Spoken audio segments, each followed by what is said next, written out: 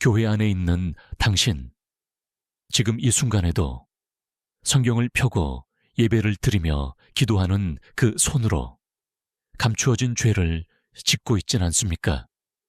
겉으로는 누구보다 믿음 좋은 성도, 리더, 찬양 인도자, 권사, 심지어 목사라고 불리지만 그 누구에게도 들키지 않은 차에 은밀히, 조용히, 철저하게 죄를 숨기며 살아가고 있는 이들이 있습니다.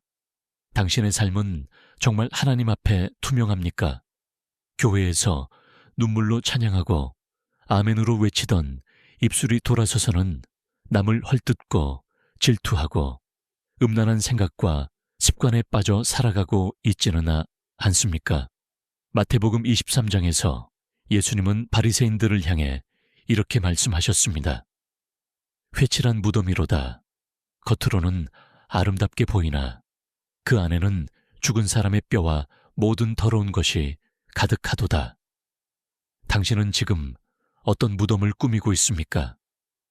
교회에서는 순결해 보이지만 현실에서는 인터넷에서 음란물을 끊지 못하고 몰래 도박을 하거나 성도들 앞에서는 친절하지만 돌아서서는 그들을 판단하고 욕하며 사랑을 말하면서도 실제로는 자기 이익만을 따지는 이중적인 삶을 살고 있다면 그 믿음은 거룩이 아니라 영입니다. 어떤 이는 나는 큰 죄를 짓지 않는다고 말합니다. 그러나 예수님은 우리 마음속에 있는 탐심, 미움, 음욕조차도 죄로 보십니다. 마태복음 5장에서 여자를 보고 음욕을 품는 자마다 이미 마음에 간음하였느니라 하신 말씀을 기억하십니까? 겉으로는 죄를 짓지 않아 보이지만 당신의 내면은 이미 부패했을 수 있습니다. 당신은 지금 은혜의 옷을 입고 죄를 숨기고 있지는 않습니까? 더 무서운 것은 이런 위선이 반복되다 보면 죄에 대한 감각이 무뎌진다는 것입니다. 처음에는 죄책감에 잠 못 이루던 사람이 어느 순간부터는 당연하다는 듯 아무렇지도 않게 죄와 공존합니다. 교회에서 인정을 받기 위해 섬기고 타인의 존경을 얻기 위해 기도하며 자신의 체면을 지키기 위해 회개조차 연기하는 일들이 오늘날 너무 흔해졌습니다. 이것이 바로 사탄이 가장 좋아하는 함정입니다. 진짜 신앙인처럼 보이지만 실상은 속이 썩어 있는 상태. 그것이야말로 하나님과의 단절이며 성령의 소멸입니다. 성경 속 아나니아와 삽비라를 기억하십니까? 그들은 헌금을 하면서도 일부를 감추고 자신들이 다 바쳤다고 거짓말했습니다. 그 죄는 단지 돈 때문이 아니었습니다. 사람들 앞에서 경건한 척, 믿음 있는 척, 인정받고 싶은 탐욕 때문이었습니다. 결과는 무엇이었습니까? 즉시 그 자리에서 죽음을 맞이했습니다. 하나님의 심판은 위선적인 경건에 대해 결코 가볍지 않습니다. 지금 이 순간 교회 안에서도 아나니아와 삽비라의 영이 살아 움직이고 있습니다. 당신은 그들처럼 속이고 있지는 않습니까?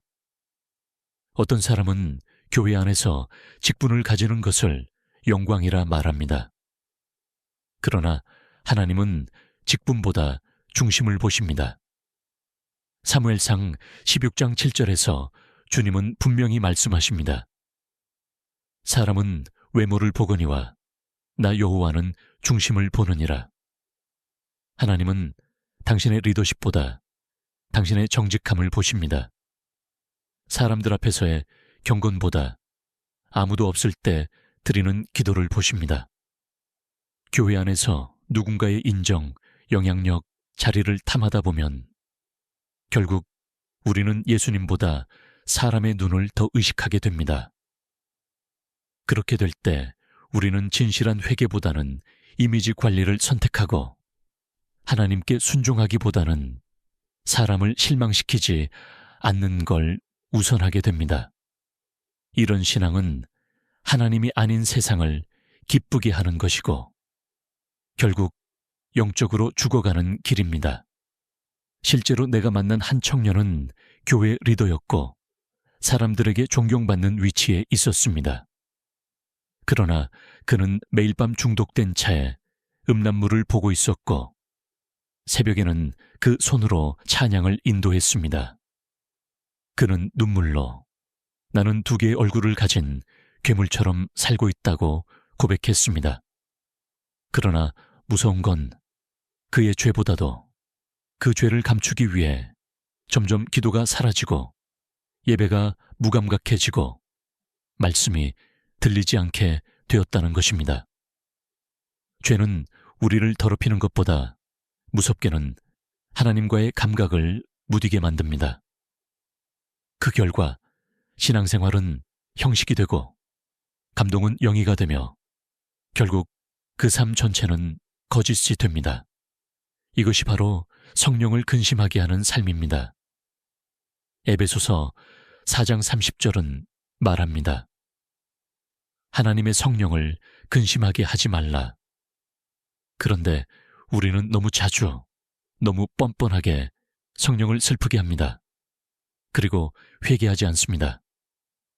아니, 회개한 척만 합니다. 눈물을 흘리면 용서받았다고 생각하고 사람들 앞에서 무너지는 모습을 보이면 다 해결된 줄 압니다. 하지만 하나님은 감정이 아니라 결단을 보십니다. 진짜 회개는 눈물이 아니라 방향의 전환입니다. 이제 당신은 선택해야 합니다.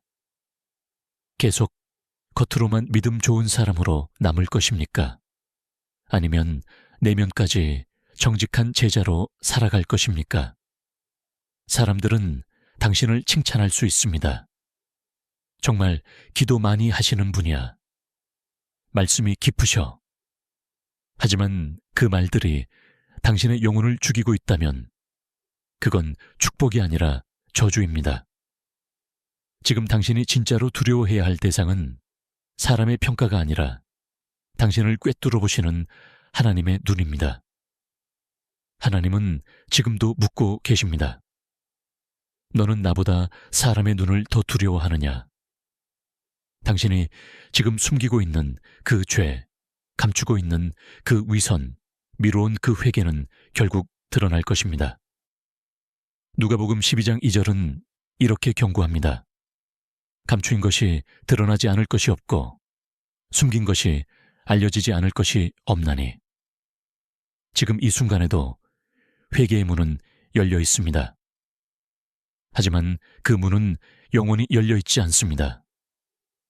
기회를 잃기 전에, 더는 위선 속에 자신을 속이기 전에 하나님 앞에 정직하게 무릎 꿇으십시오. 당신이 포기하지 않는 한 하나님도 당신을 포기하지 않으십니다. 그러나 당신이 계속 감추고만 있다면 결국 그 죄는 당신의 믿음을 삼키고 공동체를 병들게 하고 당신의 영혼을 죽일 것입니다. 지금 결단하십시오. 눈물 말고 반성 말고 삶을 바꾸는 진짜 회개를. 하나님은 당신이 무너져야 다시 세우실 수 있습니다. 당신이 가짜 경건을 버려야 진짜 의로움을 입힐 수 있습니다. 그리고 그때 비로소 하나님께서 기뻐하시는 믿음이 시작됩니다.